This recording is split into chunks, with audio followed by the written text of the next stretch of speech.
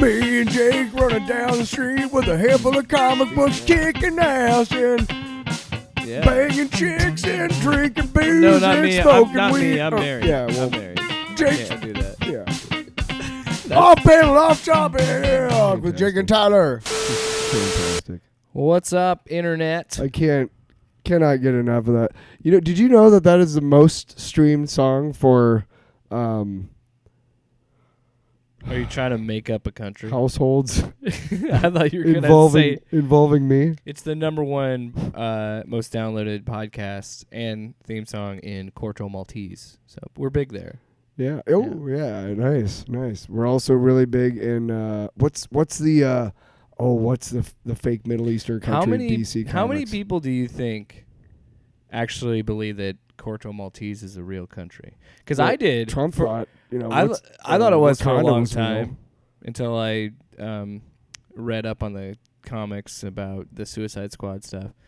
And so I'll be honest, I didn't know it was fake right away. So I would understand. I was one of those people that thought Corto Maltese was a real place. That's interesting. Yeah. Did you? Did you always know? I knew from the comics. Yeah, so I knew the name of it when I heard it. It was like Madripoor. You know, like when you heard it, you were like, that's not real. But it's from the comics. Or you hear like Genosha or Krakoa.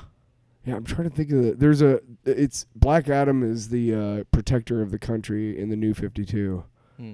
What is it? It starts with a Q, but it's it's like the fake Middle Eastern country. Oh. In DC universe. I know what you're talking about. Anyway, we're not talking about that. We're not talking about fictional cities. No. So you got to stop, because then you're going to do it, and then I'm going to start doing it, and it's going to be a whole thing. Real quick, because you said it, I just want to, before we go into our new topic, because we're, we have a little bit of leeway this week. But one thing about Marvel comics every week. Yes, that's true. We don't have like a run. Well, we do. Anyway, we don't. Yeah. Anyway, just keep talking, man. Okay. So, I think the reason why Marvel always has been like a little bit a step above DC is the fact that it's always occurred in quote unquote the real world. Oh. You got Metropolis. Give me Gotham. Give me Gotham Metropolis. City, Central City. What was Flash? My issue with Marvel is that doesn't make sense. That was Flash. You can't have all these superheroes in one city. Why? You can't support the X-Men, and then the X-Men are not just you got the Avengers. New York. I know that, but I'm saying, where is the Xavier Institute, Tyler? It's New York. Upstate. It's still in New York. I'm just saying, you can't have you're whatever. It's I understand the idea of it being something that they could be right out your window. Well, what do you relate to more if you're like a 6-year-old kid in the 70s? Do you relate to a billionaire who dresses up as a bat, or an alien who could shoot rays out of his head, or a skinny nerd who's trying to figure out his powers while he's trying to figure out girls? Do you not understand how much of a Marvel fanboy you sound like right now? You're just over here. Just licking Kirby's ass over here. No, but that's always been like my jokey response to it. It's like, how are you? So you're going to tell me we have the Avengers, we have mutants, we have the X-Men, you got all this stuff happening in just New York? Mm-hmm. Just New York? Right. Nothing bad else ever. That's what I like about the movies. I like that the movies are more global. There was and like cosmic. Real fun. One summer there was a thing where Peter Parker had written a book called Webs, and it was all of his shots of Spider-Man in the comics. They took him on a book tour, and we went to all these different places, and in each place, he somehow had to turn into Spider-Man, but keep it a secret because he's and it's like, somebody inevitably would have seen him in those places and easily like, okay, who's here that's never been here before or was only here during that time? And somebody would have easily put the pieces together. That's fucking Peter Parker, dude. Well, like, if we're being realistic, superheroes really can only be superheroes for like at maximum 2 or 3 years. At maximum. Because eventually people are going to be like, why does he keep leaving the party? Why is it every time Spider-Man shows up, Peter's never here? Right. What's going on there? Right. Oh, Batman's dead. So is Bruce Wayne, weirdly enough. Oh, that's weird. Clark Kent's dead and Superman's dead, too. Yeah. Weird. So this week, we're going to mix up some topics because we've done this before Mix where... it up! Yeah, sorry. There's usually... You see what I mean? Not every segment needs to be sang, buddy. I know, but it's just the great white in me was just like... The great... What do you got? Fucking shark blood? No, the band. No, I know. Yeah. God. Whoa, it's being wet. Okay, let's do this. Is it out? Is it out? Is it out of your system? Out of my fucking system. You good? Let's do this. I'm so fucking excited. Are you sure you're gonna for Jake Unlimited? Gonna go down your own? You want me to go down on you? You want to go down the lonely road? Shut the. I'm gonna rock on. Okay. I only know 2 of their songs. I think it's rock on. They only have 2 songs. So yeah, this week is going to be more of a topical Jake Unlimited. Usually Jake Unlimited is a segment that we do at the end of the show that I kind of recommend whatever books are in Comixology Unlimited that I'm reading. And this week... It's our attempt at getting a sponsorship from Comics on... What? We want that Bezos Comixology money. Unlimited? Yes. I better learn how to say it.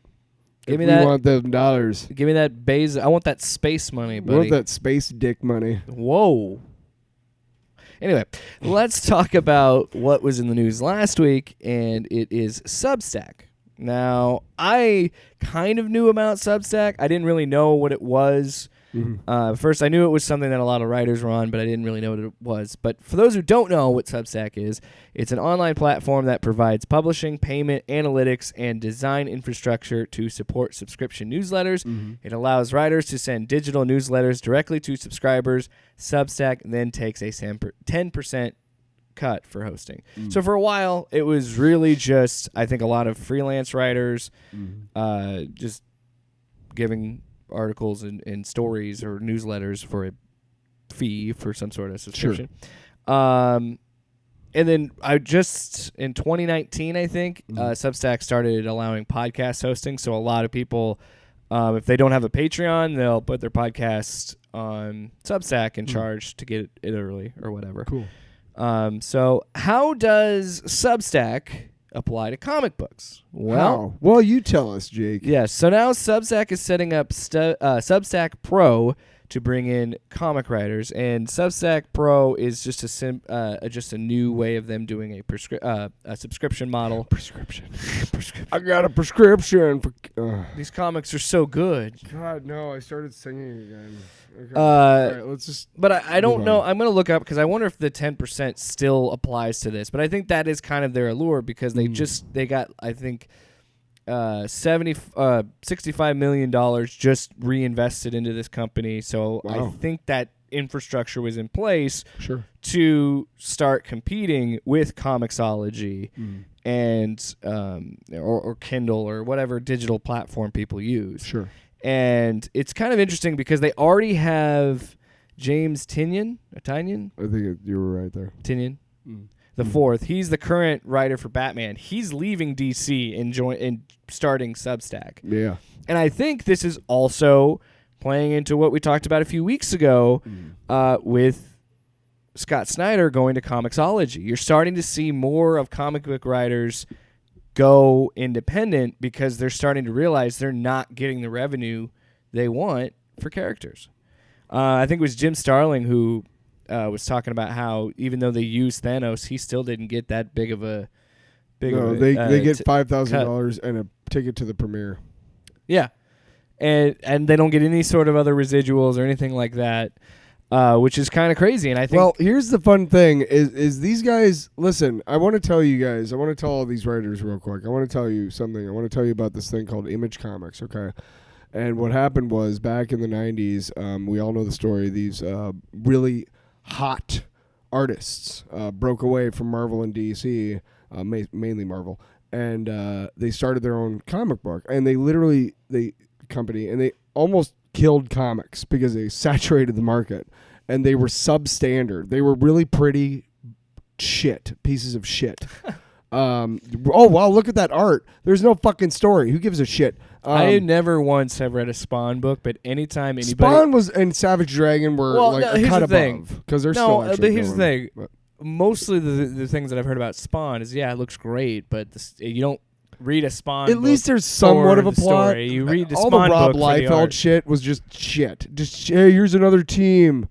Here's another team, and here's another guy named Bad Rock. I never fucking bought into fuck him, dude. Rob anyway, Liefeld. But here's what happened. I love Deadpool, but I could give a fuck less about him. Here's what happened. Now, they nearly killed the comics industry, and, I'm sure that's what's happening here. They're trying to form, like, a creator-owned like thing. A new version of this, like yes. Dark Horse, which was a great thing until it was learned that Mike Richardson is a fucking misogynistic piece of shit. You're bringing up a great point because you're talking about saturation. Right. And when we talked about that Scott Snyder deal, he has 8 books coming out. But I'm not even done yet, though. Yes. Keep that in mind. Keep that in mind. That's what I was talking about. Yes. But here's what the thing is. There's 1,000 fucking artists and writers begging for a shot at working at Marvel and DC, you guys. And even though you are the top of the cream of the crop right now, and you probably will continue because you have built a fan base, that's awesome. And no, I'm rooting for you, but I'm just letting you know, like, in my job, I make shit money. If I quit over the amount of money I made in radio, that would be stupid because there's 100 guys who are like, I'll take that money. I'm in radio. Yeah, but at the same time, I'm just saying, be careful what you guys wish for, because they might say bye and just go, here's the next crop of guys. And that's the thing too. Unless they've worked it out in a deal. Yeah. Which I think they have more creative freedom on Substack, but like probably the Scott Snyder deal, and they probably in Comixology, you don't think that if once Scott Snyder says he's done, you don't think Amazon would be like, well, we own that property, so we're still going to keep it going. You're not going to make any money off of it. Mm-hmm. So there's always that weird approach to this, because as a creative person, really what you want more than anything is just to have your work published and just have people able to see your work. Mm. And you would like to make some money from it. And getting $5,000 and a ticket to the premiere, I just don't feel like is I don't think that's enough compensation, especially if you're still an active writer writing for Marvel or you're writing for DC. I don't think that's right. I don't think that's a fair compensation. Bullshit. Oh yeah. Now I just heard that was Marvel's. I don't know if DC has a well, yeah, but that's what I don't know. The reason I say this is because I'm sure Warner Brothers is pretty tight with the fucking dollars too. If these were small indie comics, this would be different. But this is the 2 biggest companies in the industry, and they've been the biggest companies in the industry, and they're owned by fucking Warner Brothers and Disney. Mm-hmm. So they have the money. That's what's kind of intimidating. That's why that's why I understand all these writers going independent and trying to make the most out of their. And you're right, but Disney and Warner Brothers have the money to pay. But Tyler, I mean, let's talk about. So we got James Tynion the fourth. You got Saladin Ahmed. You have Molly Knox, Ostertag, and if I'm mispronouncing these, I apologize. And Scott Snyder. So Scott Snyder's also doing things with Substack. Again, I'm not against this idea, but I think the only way that Substack has any legs for comic creators would have to be if they get other independent writers and artists. If they get, it's got to be quality stuff. Well, I think for them to have any lasting. Not saying it wouldn't be, but I'm just for them to exist. Don't just put shit out to put shit out. Don't do it. For them to exist in the same space as Comixology. And I was about to do that with my next album. Did you realize that? For them to exist in the same space, they have to be able to have a strong, steady library of originals. And it's at a certain point, only so many writers can write so many stories, and you're going to need more ground swell, grassroots creators on the platform to have staying power. Well, I was going to say that, and I don't know if they can do that with that percentage, because if they still try and maintain that 10% cut, it's going to be hard. Disney and Warner Brothers spend so much on advertising that they could literally go to any network or publication and say, hey, if you take money for these guys to advertise their shit, we're pulling our shit. And you know what? Hey, guess what? Substack can't find any place to advertise. Huh. They literally have that money to do that. Yeah, I know. Just crush the competition. Like, that's what also is frustrating, and that's why I understand these artists leaving these corporations. Despite the dearth of entertainment, of really awesome entertainment, and by the way, I think it sucks that Suicide Squad is being judged on the fucking ticket sales. No, it's not.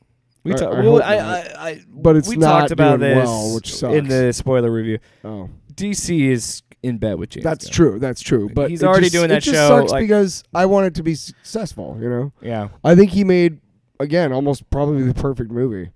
Almost. Yeah. Yeah. I think that Substack is going to be an interesting approach. It's just we go in these weird cycles, and I think it's a lot because Comixology is owned by Amazon, and Marvel and DC have their own apps and readers and all these things. I think that because those things are so powerful, it is hard for other competitors to rise up. Now, this is still Substack that just got all this investment money. So I see them competing, but like I said, it's really all about who they can get independent writers and artists. Not just the ones they have now, but other ones that they can pull in by that. So we'll see. We'll see. It's tricky because I am worried about that because you're right. Amazon owns Comixology. If they wanted to really hurt Substack, they could in terms of advertising, and so could Marvel and DC. You're absolutely right, and that's bullshit, but that's the system we live in. Can I, before we move on from this, I make a quick analogy about Image Comics? Okay, so the big four that left Marvel basically was Jim Lee, Todd McFarlane, Eric Larson, and Rob Liefeld. Okay, and that was like in terms of like a rock concert. Okay, that was like Motorhead, and like Metallica, and like Slayer, and then Nickelback. Liefeld's Nickelback. Each one of the Each one of those first three, you're like, fuck yeah. What? Wait, and you know what else? Nickelback is headlining, you schmuck. I will say this to wrap up the segment. Yes. As an independent creator, if this is good as it could be, like if this is really as good as it seems to be, I would have no problem putting my work, getting my work published on Substack and just going directly to an audience. Well, I guess that's where we have our career splitting moment, where it's just the partnership is dissolved and it is a good run. You're so obsessed with me, like breaking up with you. I was saying I was gonna leave because why? Why? Because I'm some shill. No, I don't fuck Substack. So regardless, Substack could change the way we read comics and consume comics, or it could be just a big old shit pile like Image was. So we'll see. Speaking about things that always keep changing, I'm rooting for them though. Let's talk about delays. For Sony and Marvel. First, Venom, Let There Be Carnage was supposed to come out September 24th, and now because rising concerns with the Delta variant, it is now moved to October 15th, which will be the third time this movie has been delayed because of COVID. I'm a little surprised that Sony hasn't thrown in the towel and just done a day and date release. Ghostbusters was supposed to come out in the summer, this past summer. It was supposed to be a summer tentpole. Yeah. But they realized that probably around January or December last year, they're like, that ain't happening. So let's just move it to Thanksgiving next year, hopefully. And you know what's really irritating? And I hate that this statement is going to be seen as political because it's not. But man, we have all the tools to fight this. And we're just not using them. And it's really disheartening to see people like using this to try and gain some semblance of power or something. I don't know, but just get fucking vaccinated or mask up, dude. Either way, man, we were so close. We were so fucking close.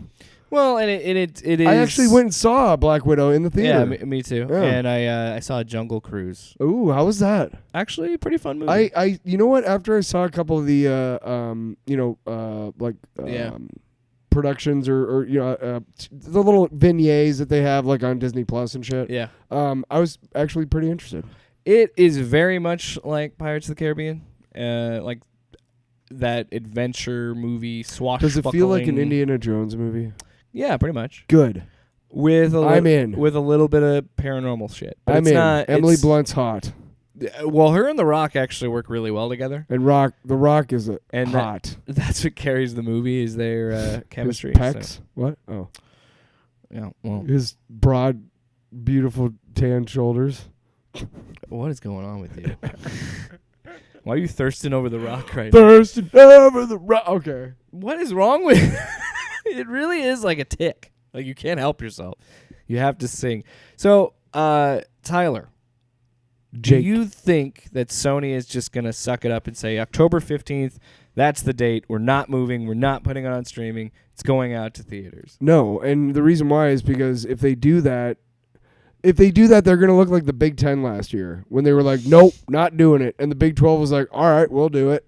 And sure enough, the Big 12 looked way better. Yeah. Yeah, everybody followed the Big 12, and the Big 10 was just like, it was the SEC. It was the SEC. We'll play too. It was a couple of schools. It wasn't just Big 12. Just to give a little love to my my co-host over here, Nebraska was one of the few Big 10 schools calling to play. Yes. And a lot of Nebraska fans are kind of pissed that nobody remembers that.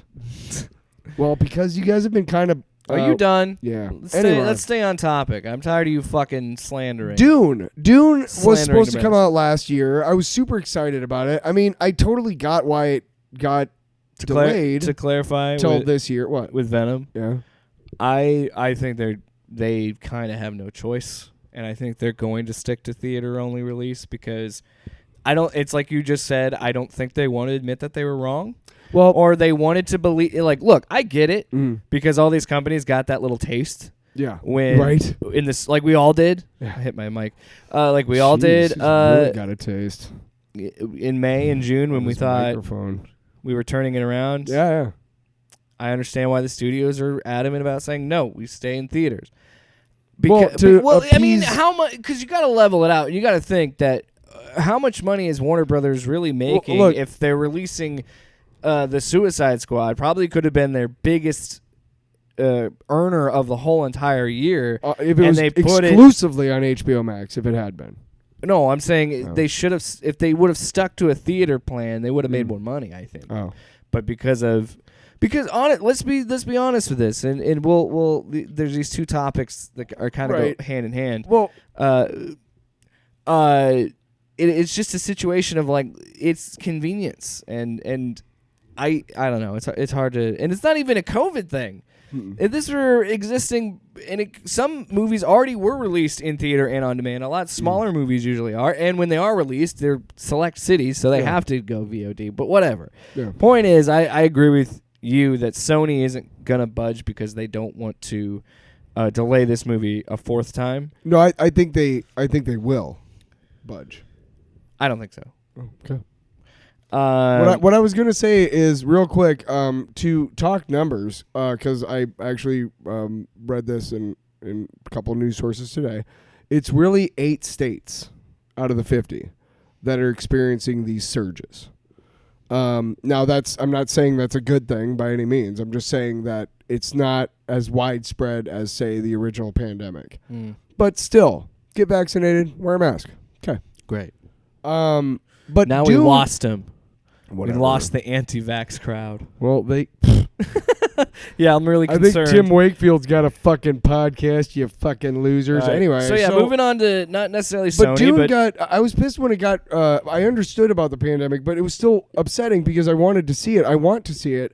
And if there is an issue with theaters this fall, the problem I'm going to have is that they gave Villeneuve an exclusive 45-day theatrical only before it goes to HBO Max, because you remember when they said all the movies this year were going to premiere there, he was pissed.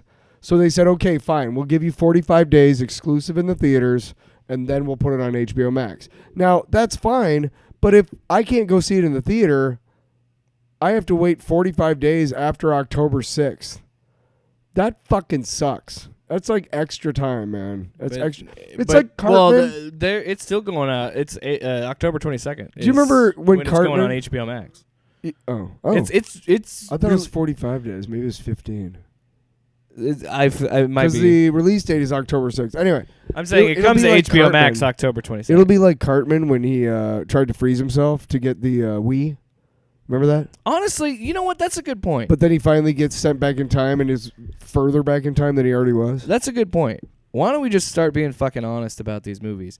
Nobody keeps movies in theaters longer than a month anymore anyway. Mm-hmm. Why not just have 2-week theater runs on these movies? And if you want to see the movie in the first 2 weeks, add to the box office. Because really, what are they looking for when they look for box office? These movies want to make as much money in the first weekend and the second weekend. After that, they don't care how long it runs in the theater. They really could care less. Mm-hmm. They would, but so why not just cut down? Well, because honestly, the whole fucking thing is putting butts in the seats. No matter what you guys think about creative, after the first 2 weeks, kind of movies. If we're talking about Venom, or we're talking about Shang-Chi, or we're talking about Eternals.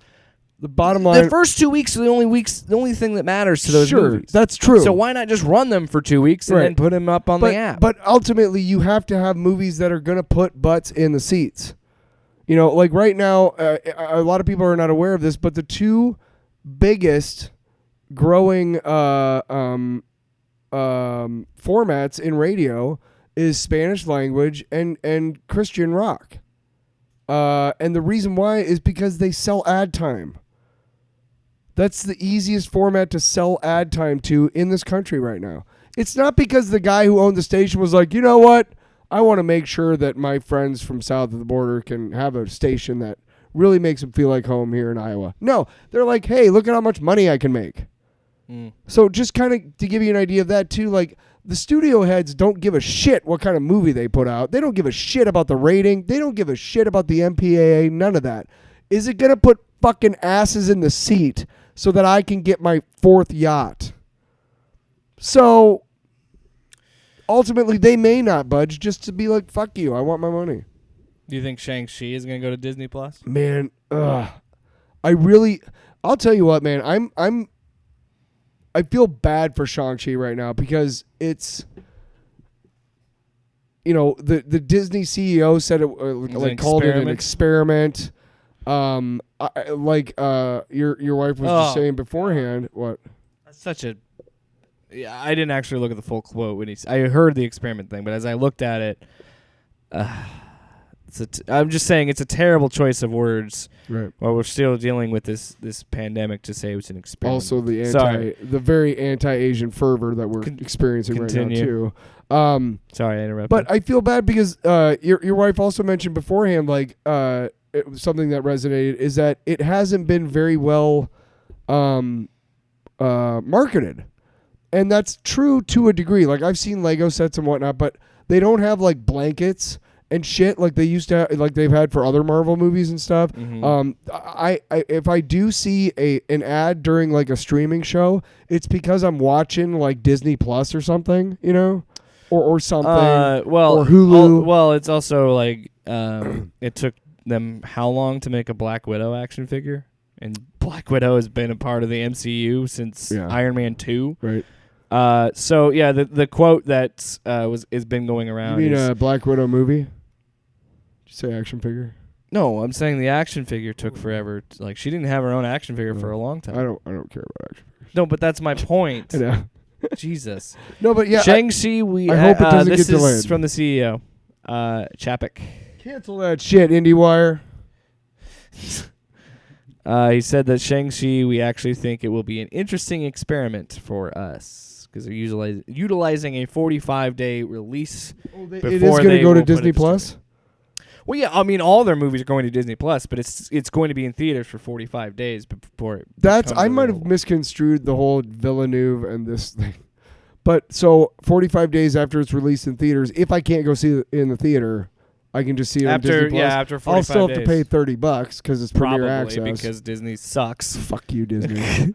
That's what HBO Max has all over Disney, dude. By the way, you don't need the money, and we fucking know it. Fucking House of Mouse. And the thing is HBO Max. My shit. Whoa. We'll get to that. We'll talk about that later.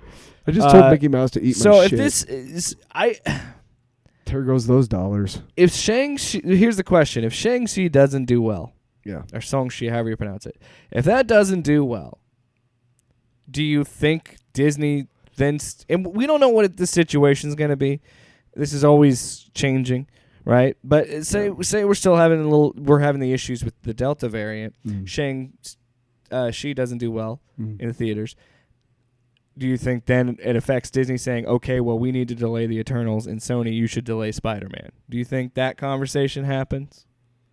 Based on just their box? Because she's saying experiment, so it seems to be numbers based. I think they do exactly what you say, which is, you know what? We're going to fucking start including the streaming in the box office. In the box office numbers, and that's how we're gonna make. That's where we're gonna make our fucking money. Well, like it or not, that's gonna be what they do now. Scarlett Johansson is open to floodgate because now she's gonna be standing up for. Well, and here's the thing, right? It's a combination of issues because on one hand, I think yes, she should get her money because of course, absolutely. I just have another point about absolutely putting it on Premier Access caused problems with the box office. It's the same thing with the Suicide Squad. Yeah. I didn't see it in the theater, I'll be honest. I watched it at home. Yeah, it was awesome. So she clearly has some sort of agreement there, but they didn't. If they didn't renegotiate, now they're going to have to because Emma Stone is talking about suing them over Cruella. I don't know. Well, okay, so it's complicated. When we were talking about including the numbers in the box office, think about it like this, and this is how Disney is looking at it, and Sony. Okay, I pay say $10 average for a ticket to a movie. I have to see it during that window of time at that location. I can't take it with me, and I can't show it to my friends. Now, if I get it on Premier Access for $30, that's 3 tickets. Okay. Now, I can have that, I think, for 48 hours. I can have people come by and, hey, you want to watch the movie? Cool, I still have it, blah, blah, blah. So if you think about it like that, you potentially are losing all of that money from people who are not going to the theater and just going, hey, or even worse yet, using their Disney Plus login. Well, it's the same thing with the Netflix movie or HBO Max. Right, how do you recoup your numbers? But I don't know how that shit works, man. I don't know how Netflix sustains itself. I just don't. I really don't. It hasn't. Why have we not tried to get a Netflix? Netflix hasn't been profitable for a while. I think, wasn't that a story a couple of years ago that Amazon had finally become profitable after being around for how many years, So I don't know. And I go back to this idea of Venom. Sony, again, I think is stuck in a spot where they have to commit to say, no, we can't do this. We're going to keep it in theaters. We're just going to do this. And then, depending on where we're at, what about Spider-Man? A bigger property than Venom. Your biggest property. Sony and Marvel would be smart to put their heads together and figure this out. If they're going to do it. Especially if the rumors are true and they're going to do a Spider-Verse type thing with Andrew Garfield and Tobey Maguire. If they do that, you're going to want to see that in the theater. You're going to want to try and work something out. It's just where's our fucking No Way Home trailer? It's what we always talk about with like this podcast and just in general is like we have so much entertainment now. And there's so many things that I could be watching instead of this stuff, but it's like so I could get mad about a delay, but I'm like, well, there's all these other things I could be doing or watching. What and I want everybody to be safe, but at the same time, it's like, you fuckers, I just want to watch Spider-Man. I just want to watch Spider-Man, you sons of bitches. I want to go to a restaurant and not worry about getting that, I want to do stuff. Yeah, and look, I prefer, honestly... I don't like people anyway, so... here's the thing. I'm getting to a point where I'm trying to start a family, so I understand my days are numbered in terms of being able to just randomly, and I work nights, but just like randomly on a Tuesday morning, if my wife has the day off, being like, hey, let's go see Jungle Cruise at 10:30. I don't necessarily have that freedom, so I do understand parents on the other side of being like, I like having HBO Max do day and date. I like having the Disney Plus Premier Access. So I think it's an interesting, because we're already heading that way, but I think COVID has really changed how we view movies and consume our entertainment. Because now we're kind of in a spot where it's something we've already been approaching for so long with the internet, which is the fact that we have all this content easily accessible at our fingertips. But even with all this content, we're bored. We want to do something else. We need some other shiny thing. And so now we're also in a spot too where we're like, well, why would I go out and be around people when I could just hit a button on my TV and watch Black Widow? I think we should all understand, or at least be prepared for the idea that society as a whole is going to just turn upside down here one of these days and just change. I think, unfortunately, 5 years ago, it was still a good idea to have DirecTV. 5 years ago. Well, I think last year... 5. I think in 2020 in particular was such a giant cultural clusterfuck and shift into... And everybody on the planet experienced it. This was not a localized, like, American thing or a Russian thing or a Chinese... It's not to the level of global. A war or some, like... A lot of people have died. Right. And it has completely shifted how society works and how things work. And what I'm trying to get at is even on a small scale, how we consume entertainment has completely changed. Oh, God, yes. Now we're almost getting to the point where we're saying you should be doing day and date. You should be doing Premier Access if I'm paying for this. The only thing that I could see being a problem is eventually HBO Max is going to be like, look, we're going to have to start charging for these movies. Because they already said in 2022 they're going back to theater-only releases. Because they understand that in 2020, when it launched, they're like, we need subscribers. Let's make a big declaration to say, you don't have to pay extra. You can watch... And that goes back to the butts in the seats. You can watch Wonder Woman in the theaters, but guess what? It's Christmas Day. You can also watch it, no extra charge, right here. Right. And I think that was a paradigm shift in entertainment where you're starting to understand. And they didn't necessarily like it. No, but and here's the thing: there's no excuse. Everything's been digital for well over a decade now. Well, that's why it's so easy to put this shit online. Well, that's why that's why they charge like $14 for a tub of popcorn and shit, because they have to give X amount of dollars to get these blockbusters in their theaters. And obviously, the more theaters they have it in, like if it's a multiplex, I mean, you're paying. I don't know how it actually works, but it still comes down to, hey, if this movie, takes up 6 of your theaters in every city, then I mean, that's a good movie to promote. And again, how it changes, movies suffer. How it also changes, because movie theaters before the pandemic, we had. I was someone that had it for a while, and then it ran out of business because it wasn't managed well. But there was Movie Pass, and then AMC started to do their theater passes before, where you would spend $20 a month, but you would get to see 3 movies a week, something like that. Yeah. And you already seeing theaters do some sort of subscription type model. Yeah. And then, of course, COVID happens, and then everything starts to do, HBO Max doing day and date, the Premier Access, and so now you're starting to see, in a weird way, you're starting to see that movie subscription model show up in your life. But here's what I worry about too, in another topic of discussion for how this has changed. I'm worried, and this probably should happen anyway, that the FTC is going to have to step in. Because if you remember, when movies were first distributed in America, you had movie theaters, but they weren't regular movie theaters. They weren't a third party. They were owned. Warner Brothers had a movie theater to watch Warner Brothers movies. Right. Whoever else was existing at that time. Eventually, the Trade Commission stepped in and says you can't do that because you're putting a monopoly on the movie, and I don't know exactly what the reasoning was. But they were saying your movie properties cannot be monopolized to these theaters. You have to distribute them to other theaters. And that's when the model shifted. Well, and because you're right. The local shops, they can't show movies because they don't have licensing. And so I'm thinking that is coming back with streaming now. Example, Nebraska City is not a large city. Do they have a movie theater? Yes. Okay. They have 3 screens. Right, but when you see like newer movies, they're usually a couple of weeks behind, right?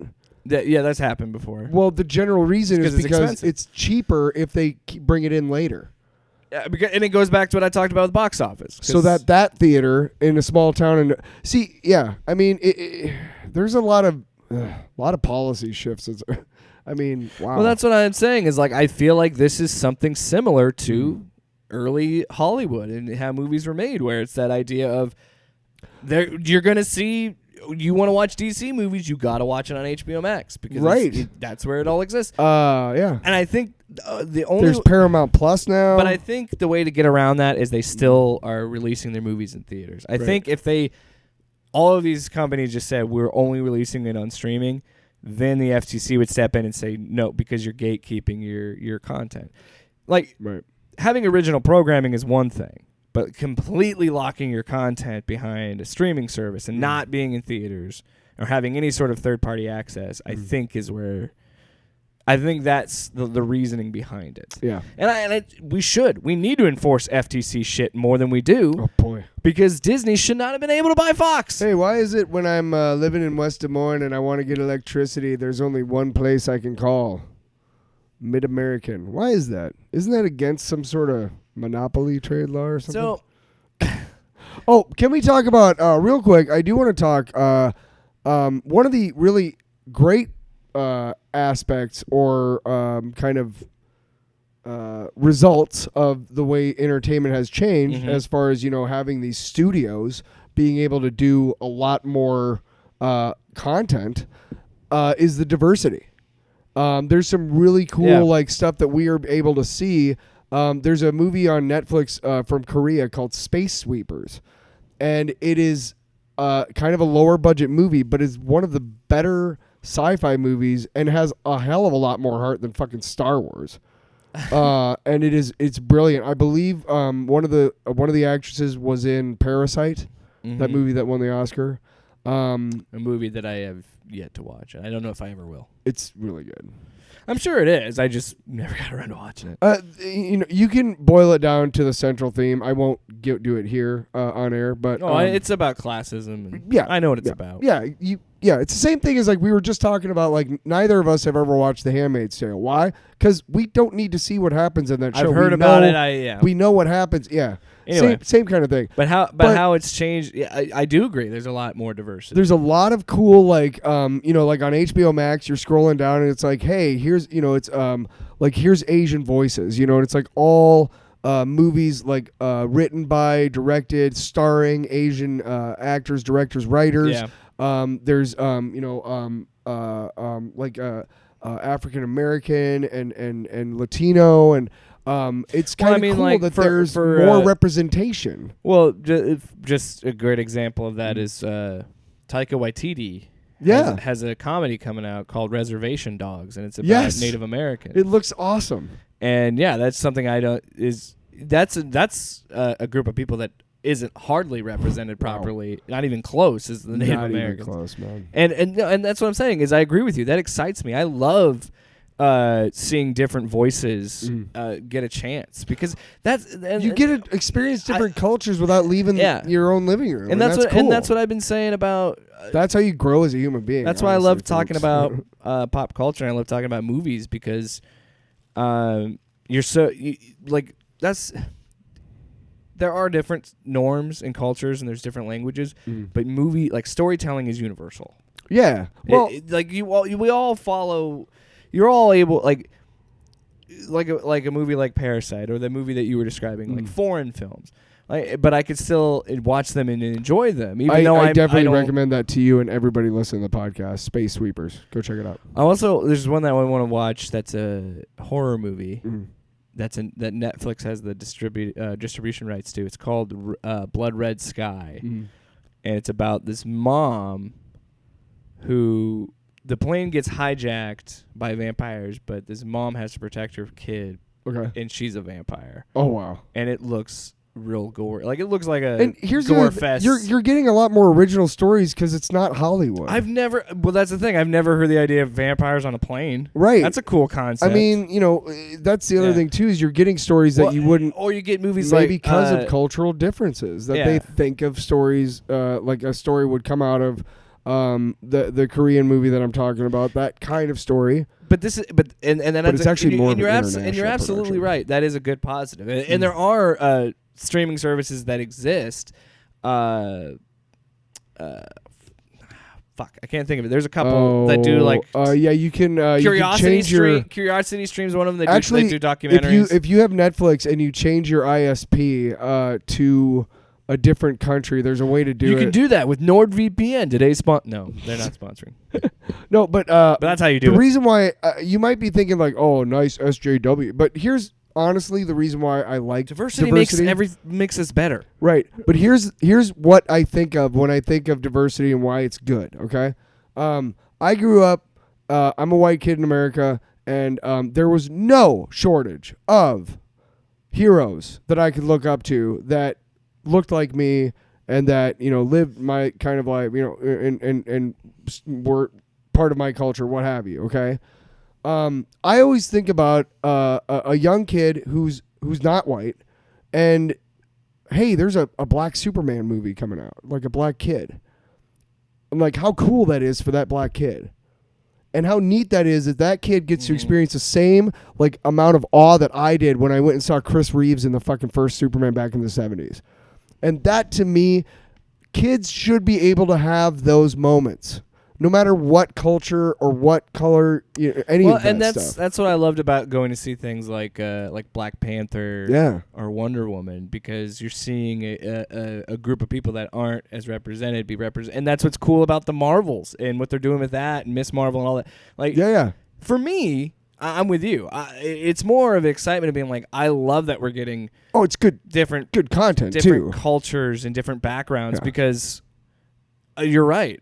I've seen the story about the white guy. I've seen that many, many times. Yeah. I want to see the story. That's the norm, guys. Right. I want to see how this Indian girl becomes Miss Marvel. I want to see, you know, I want to see T'Challa in Wakanda, because that's a story that I'm not, you know, something that you can expose me to, that maybe, because I'll, like, before the movie, I didn't really read that much about Black Panther, but ever since seeing the movies and seeing him in the MCU, he's a character that I want to read more about, because he's actually awesome. A fucking badass character. Pretty much from the moment he debuted in the 60s. Yeah, Black Panther's pretty badass. Yeah, he's pretty good. He is at years of comics. Yeah. But you're right, it has given new voices, and it has given people a chance, and I think, if you see more of this Day and Tate model for Warner Brothers, or you see some sort of hybrid streaming theatrical model that they're going to have to do at some point, it's almost inevitable with COVID, which is how it's completely changed the game. But I think that it will be good for creators, because I do think that if they go to some sort of hybrid model, I think that they can make stories that they want that might not be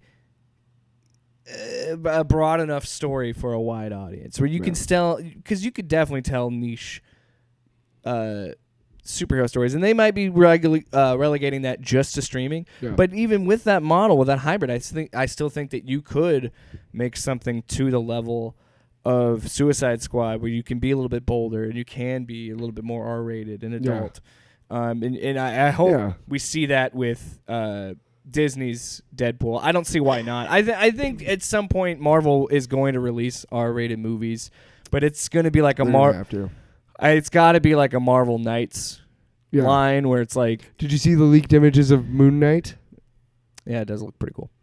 But that goes back to me saying maybe they put it on Hulu and have a continuation of the Netflix style more adult stories on Hulu. In case you don't. Do you know why? Did you know that Oscar Isaac is one of my favorite actors? He's a great actor.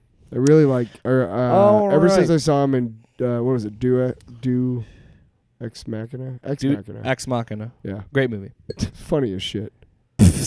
No. His whole character was just really wacky. Or the scene where he's dancing and shit. Musk-esque weirdo. Yeah. Or the fact that he built that robot based on his porn searches. Pretty funny. Yeah, those moments. Well, that wraps up those topics, and now it's time for Tyler's. Long.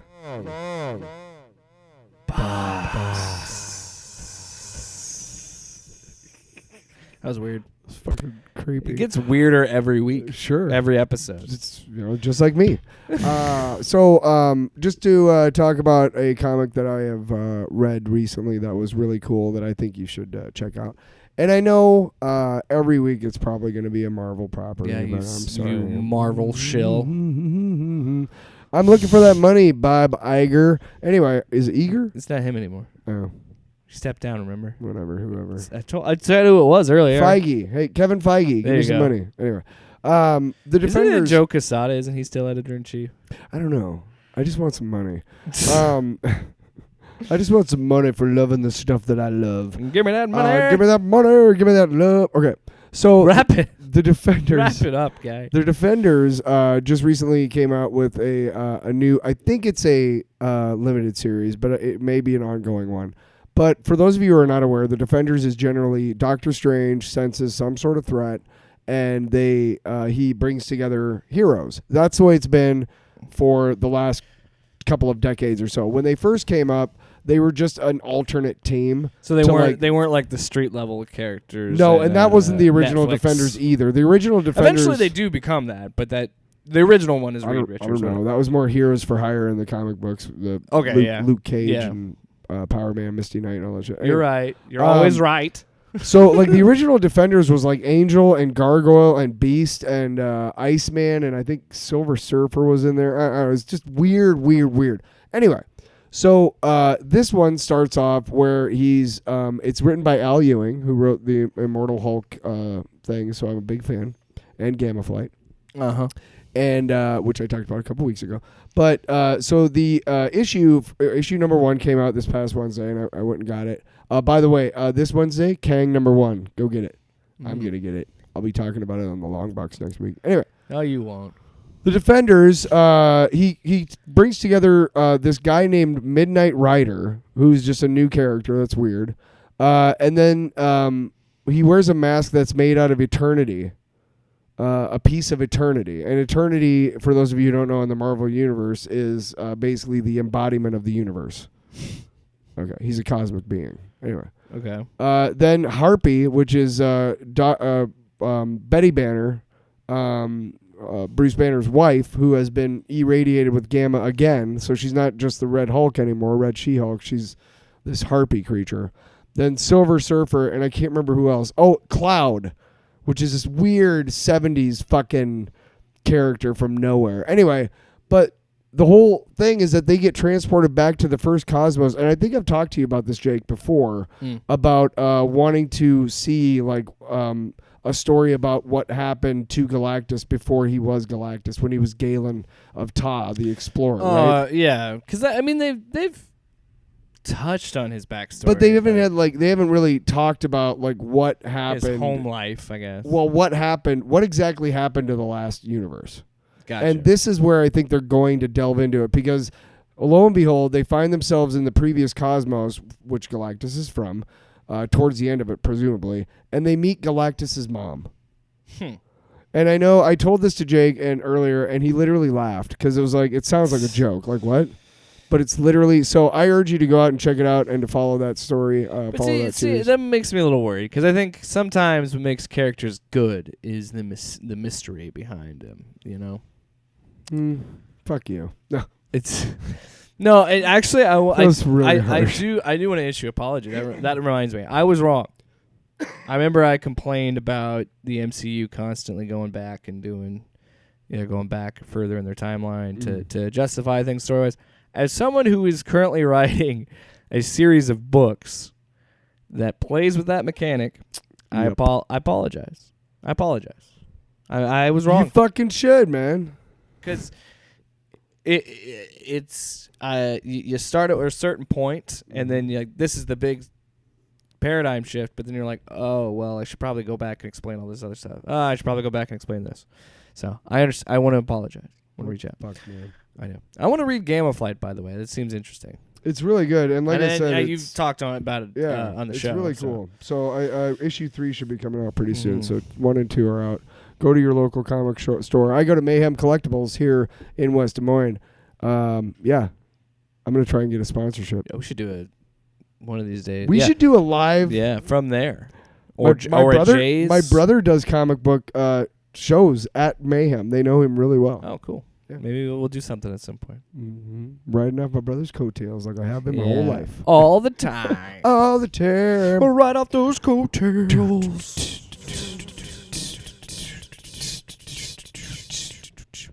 Yeah. That was freaky. Freaky deaky. Tyler, would you believe it? that about 55 minutes, this is the shortest episode of this show. I know. Not counting episodes number 0. That one doesn't count. No, it's fine. Okay. We got a lot of good content. I felt like it was a good conversation. Yeah, I felt like we were talking earlier about the show. Again, this is different from Tinfoil Radio in the fact that it's more organic. It's conversational. Yes, and the nice thing was, I knew we were talking about Substack, but it's like, what else are we talking about? I always bring something about the long box, and it was like, we might be kind of light. And Jake was saying, are we going to be kind of light? And I said, that might not be a bad change. Because our last 2 have been like an hour and a half. Yeah. So I want to make sure. Don't get me wrong. It's fantastic content. Well, I remember we had to stop ourselves short talking about Suicide Squad. Right. I was like, I could talk about that movie for 3 hours. Licking James Gunn's Well, I was ass. worried that the spoiler cast was going to be longer than the movie. Because I was like, oh my God, are we going to be like 2.5 hours? We literally almost went over every fucking aspect of the movie and how cool it was. Oh, and then this part happened, remember? Remember that? Yeah. It's a good movie. Fuck you. Just fucking fanboys. It was like the Chris Farley show. Oh shit! You know what I want to see? I didn't get to see this weekend. I want to go check out Free Guy. Okay. I think that's also. Have you watched What If? I think no, I haven't. At this point, I'm kind of just gonna wait till the second episode and just watch. Fuck you. Watch the first. Fuck you. What else is there to say? She's Captain Carter. Cool. Well, I can't tell you until you watch it, can I? You're not gonna spoil it. No. I'm not gonna spoil it. You're right. I'm not gonna spoil it. Another example of a movie's not budging. Free Guy said, no, we're doing it. So did Jungle Cruise. But we'll see. That is a movie I do want to check out because it actually looks pretty fun and I like the marketing. Yeah. And to think about this, Free Guy in its promotions and the marketing was the first to bring Deadpool into the Marvel Cinematic Universe because he's hanging out with Korg. Think about that. Think about that, America. Thanks so much for listening to another episode of Off Panel Off Topic, episode number 7. Wow. Well, it's because we 7-11. 7 even back door, little Joe. Because we did an extra episode last week for today was good day. The Suicide Squad. But we did an extra. We did 2 episodes last week. That's how. That's another reason why I like this because we can do multiple episodes in a week. It's like having multiple orgasms. You're like, cool. I don't think I could have had a better review of the show right there. It's like having multiple orgasms. Off panel, off topic. Tyler, you want to wrap the show, buddy? I think I just did, bro. Me and Jake running down the street with a handful of comic books, kicking ass and banging chicks and drinking beers and smoking weed. I'm married. Yeah, I'm married. Jake, can't do that. Yeah. Off panel, off topic with Jake and Tyler.